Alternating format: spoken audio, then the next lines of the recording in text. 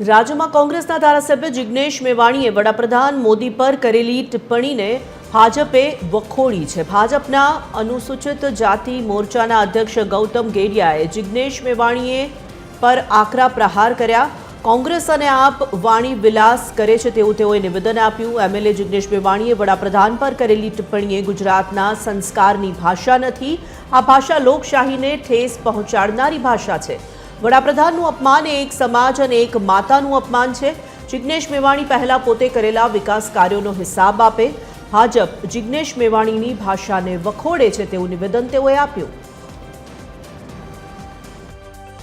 ધારાસભ્ય જિગ્નેશ મેવાણીજી દ્વારા દેશના યશસ્વી પ્રધાનમંત્રી, વિશ્વના સર્વાધિક લોકપ્રિય નેતા અને ગુજરાતના પનોતા પુત્ર એમના માટે ગઈકાલે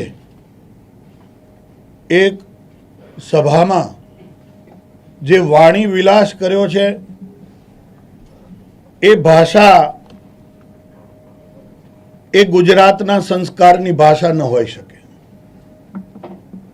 એ ભાષાને હું વખોડું છું, એની ટીકા કરું છું, એની નિંદા કરું છું અને લોકશાહીને ઠેસ પહોંચાડનારા એ વિચારની હું નિંદા કરું છું।